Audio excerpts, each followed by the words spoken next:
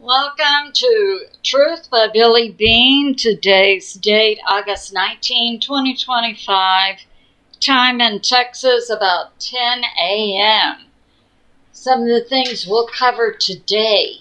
ERIN turns, but two more systems have popped up. And what's going on in the UK? It appears that God is winning. And we have some serious things going on, I believe, in Ukraine, Europe, and the Middle East, as well as in Mexico and South America, involving the U.S. military. And let's not forget Washington, D.C. So let's get started. I'm going to begin with the National Hurricane Center, the information on ERIN and two other systems. So we have ERIN now in the Atlantic, closer to the U.S., and it's a Category 1, actually a Category 2 with winds up to 96 miles per hour, 210 miles per hour. Predicted to become a Category 3 2 p.m. Wednesday. And it's also predicted to make its turn north by about 2 p.m. Thursday. Now, this is a large storm. Even though it was 200 miles away from Puerto Rico, it knocked out electricity to almost 200,000 people. So as it rounds around the U.S., affecting Florida, Georgia, South Carolina, North Carolina, plus there will be impacts along the coastline. However, all of the models agree that ERIN will make a turn north, east, away from the U.S., beginning on Thursday. Now we've got two more systems out here. One right behind ERIN has a 10% chance of development in 48 hours, 30% and 60% chance of development in 7 days. And it's moving west, northwest at 20 miles per hour. So we'll definitely have to keep our eyes on this system that's following ERIN. We have a third system that's much further out in the Atlantic, and it has a 30% chance of making up in 48 hours, 20% in 7 days. And it is a wave moving west at 15 miles per hour. So moving west toward the U.S.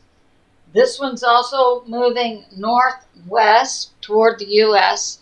So we'll definitely have to keep our eyes on that. And we have this from BREITBART. What's going on in the U.K.? Now, the U.K., Britain, a home of Stonehenge, and many other things, and we Christians recall that in the UK, England, Wales, Scotland, Ireland began the Protestant movement. The Puritans came from the UK. There had been a deep state, coordinated movement over the decades to water down Christianity in the UK. However, we have good information now coming out. Breitbart reported this. 3 times as many young people, both male and female, 18 to 24 years old, believe in God the Father, God the Son, Jesus, who many call Yeshua, and God the Holy Spirit. A 200% increase since 2021. So if you've been praying for the UK, a return to God, keep on doing what you've been doing. And we have this, 200% increase since 2021 reported from the UK GB News. And we're seeing in ages in the UK, ages 25 to 44, an increase, a return to God of 33%. Those who attend church at least once a month, an increase of up to 50%. So God is winning in the UK. And we have this from BREITBART. We had a journalist, Mark Judge, author of The Devil's Triangle, reporting on socialist and communism moves by the deep state, the Dem Party, in the U.S. And he's going to be putting together a film festival in Washington, D.C. that is anti-communism. We know recently we saw that rise of mayor candidate in New York City, Zohran Mamdani, obviously a communist Muslim. And who can forget Los Angeles Mayor Karen Bass, who for 20 plus years made annual trips to personally visit with Fidel Castro. So we see obviously a card-carrying communist as the mayor of a large city in the U.S., and the Zohran Mamdani trying to be mayor of New York City. So now we have some additional things to pray against. We have this from Real Raw News. So we heard recently that President Trump had taken over the law enforcement in Washington, D.C., which he legally can do, since Washington, D.C. is not a part of the United States of America, but is really a part of a foreign corporation. However, apparently existing laws do give the president the legal right to bring in the National Guard, which he's done in Washington, D.C. Now it turns out that some of the commanders of the Washington, D.C. National Guard are under investigation.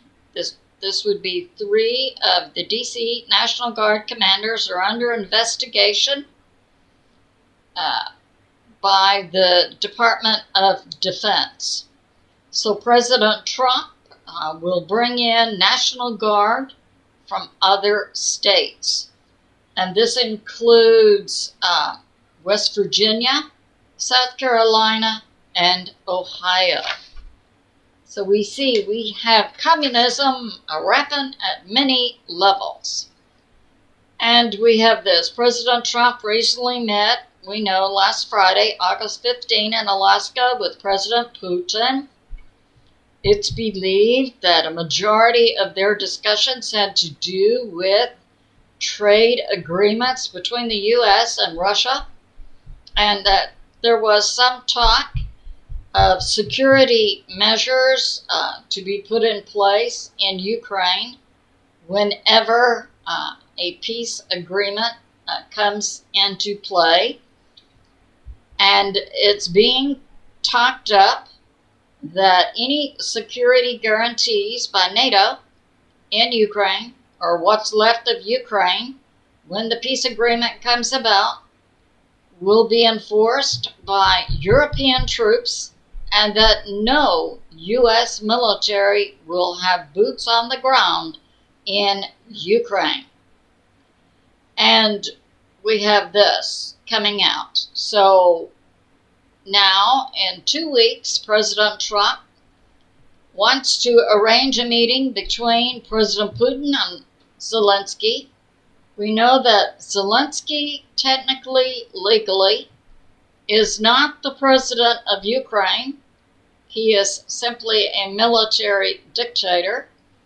And that's because the Ukraine Constitution is very clear. A president can only serve for 5 years. His term ended in May of 2024.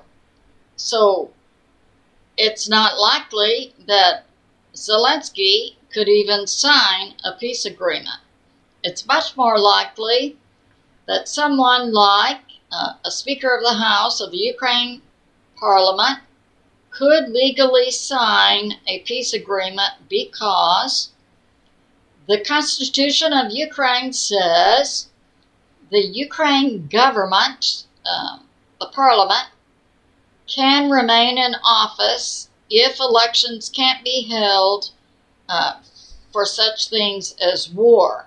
Whereas the Ukraine Constitution definitely says the president cannot serve longer than 5 years. Even if a war is going on, there must be an election. So Zelensky legally is not the head of the government in Ukraine. So that's going on. And we have this. And it's believed that any peace agreement that comes about in the future, Russia will take the land in Ukraine over which it has control. That's currently the Donbass area, Luhansk, Donetsk.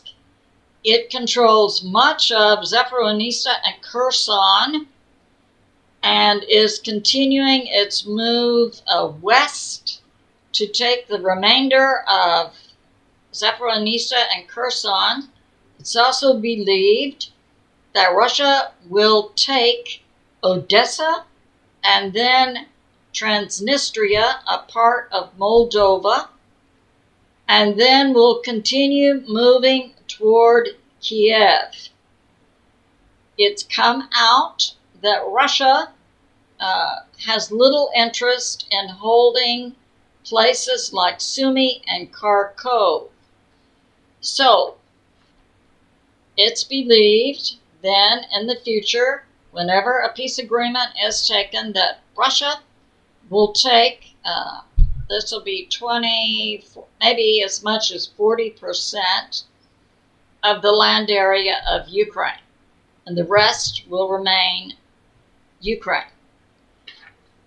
And so that's going on, and it appears that President Trump is moving fast to make this happen, and Russia is continuing to move aggressively toward Kiev. And we have this from AZIOS. Now, this is my take on what President Trump is doing militarily on a global basis. So we have Israel, Syria, Iraq, Iran, we have Azerbaijan, Armenia, and then another part of Azerbaijan here.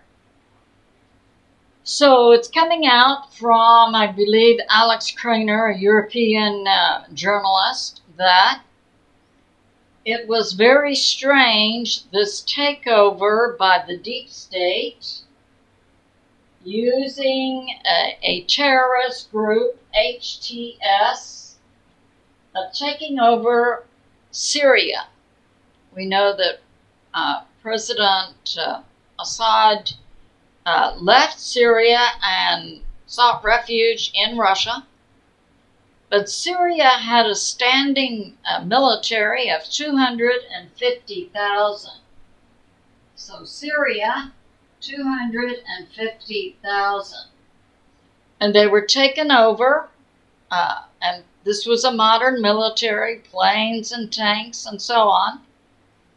And they were taken over by this terrorist group, HTS, put in place by the traitors with the U.S., CIA, and the MI6 out of UK, and Mossad out of Israel. These are intel groups who believe they control the world. Okay.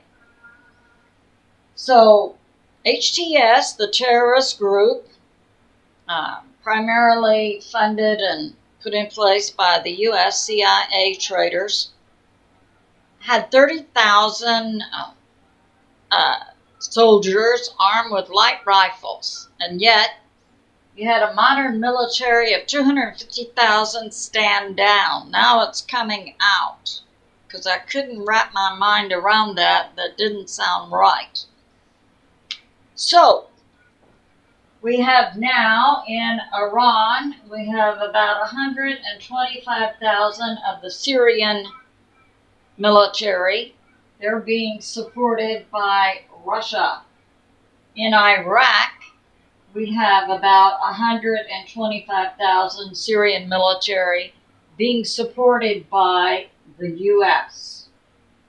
And we've seen recently President Trump's move, this peace agreement between Azerbaijan, Armenia, and putting in place a trade route from Azerbaijan, Armenia, that goes all the way up to Turkey.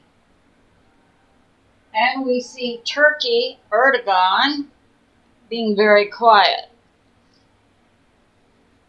So President Trump just put this in place. This is another part, I submit, of President Trump's brilliant plan, along with the White Hats, the Earth Alliance, and so on, to control and put in place legitimate governments in the Middle East, and this includes Israel.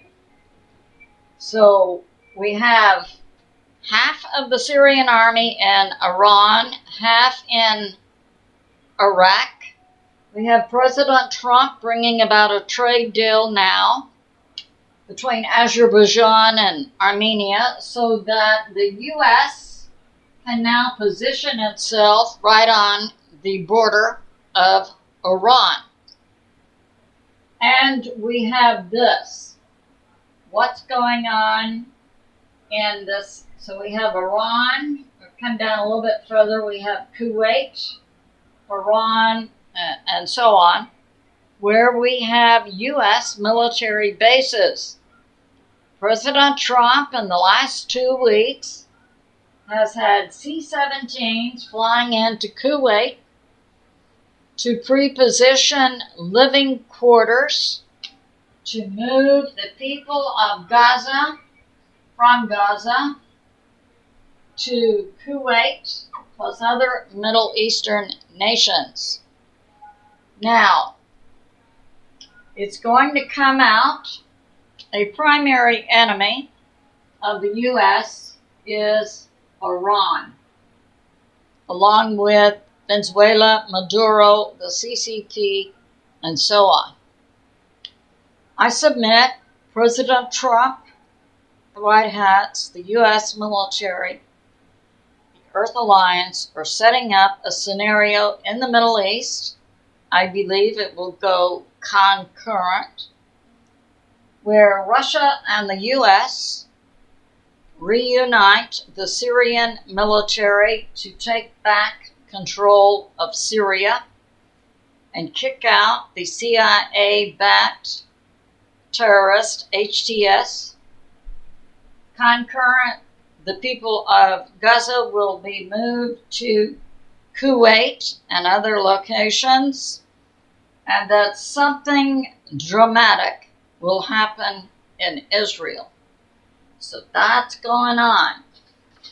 And I believe that while the Middle East is being set on fire, that President Trump will use the U.S. military to destroy the cartels in Mexico, South America, and especially Venezuela. This is all tied back to the coup that happened in the U.S. in 2020.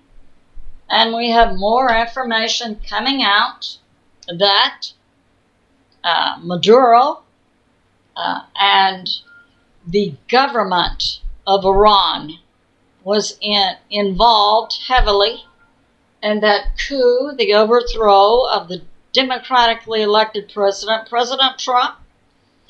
And that's when JB came in, and that was due to satellites in the sky controlling vote counting machines, and that was orchestrated by the CCP. The money flow went through the government of Iran. We had Maduro of Venezuela heavily involved. We had the communist government in Cuba heavily involved. And it's my perspective that possibly we could see some kind of dust up with Cuba and Venezuela. And part of this plan also goes back to President Trump taking control of the Panama Canal. And we have coming out that 26 cartel members have been extradited from Mexico to stand trial in the U.S. The U.S. agreed that they would give no death penalties to these cartel individuals who are going to be prosecuted in the U.S.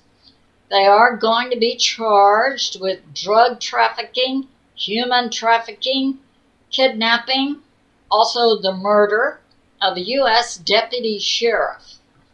So that is going on. And no matter what you hear Claudia Scheinbaum say, you can bet your life that she knows which side of the bread the butter lies on. So she is cooperating with the U.S. The 26 extradited from Mexico includes 2 Sinaloa members, Kevin Acosta, Martin PRES. They had another leader of Los Cunas, Abigail Gonzalez Valencia. They also had a leader of La Tufa, Serrando Gomez Martinez. So that's going on. And we have this. So we have that, right. So I've covered my perspective on how I believe Russia and the U.S. will coordinate the takeover of Syria, and that President Trump is negotiating a massive trade deal with Russia that will include a rail system from Argentina through South America, Central America, Mexico, the U.S., through Alaska, over to Russia. So that's going on. And now we have this from Stephen Gardner. So we see things going on in the Middle East, and things are going on in Ukraine, and we see things going on with the cartels. I believe the U.S. military is prepping for the largest movement of U.S. military in the history of the United States, where they will be active in the Middle East and in Mexico and South America. Now coming out from Stephen Gardner, InfoWars' Alex Jones. Participants in the coup that took place in 2020 of overthrowing the democratically elected President Trump and putting in JB was led by the traitors with the CIA, FBI, plus, and it's now coming forth that a suggestion has been made when President Trump gets through all these peace agreements to fire the top 10,000 positions with both the CIA and the FBI and replace them with U.S. military. So that's going on. So now we have more information about the coup of 2020. So evidence is coming out that the money ran through the government of Iran to fund the overthrow of the United States government in 2020, and that Maduro was also a big figure in coordinating with the CCP. So let's be clear, who are the enemies of America? It would be the CCP, Maduro, Venezuela, Iran, and our own CIA and FBI. They are primary enemies of America. So that's going on. And this also involves some names we're familiar with. Soros. A lot of the money was run by Iran through the U.S. NGO, USAID, and vote counting machines were used in this coup that took place. And what's coming out now, according to Stephen Gardner and Alex Jones, is the release by President Trump's DNI, Tulsi Gabbard, of DOJ documents proving that money went to CIA, FBI, many Dems, many rhinos. The money track is in place and is being exposed, and details how Iran, the government of Iran, was orchestrating the money, moving the money under the guidance of the CCP, coordinating with Maduro in Venezuela, as well as other nations involving Cuba, Serbia, Italy, Germany, plus. So that's going on. Now we have documents coming out, being declassified, proving all of this occurred.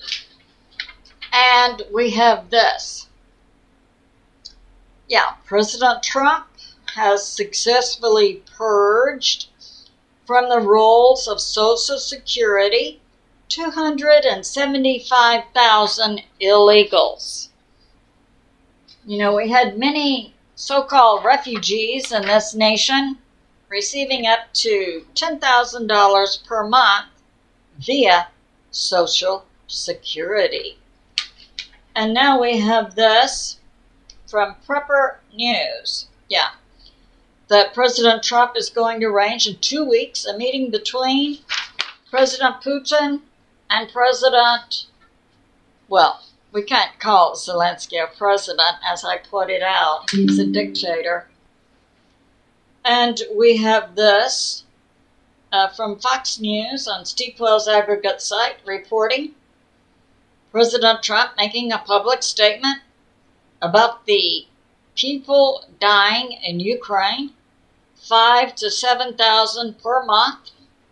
And that's because Russia is now acting with the wheels of what I would call war operating rather than the wheels of a special military operation, because President Putin and Russia clearly understand the time is short.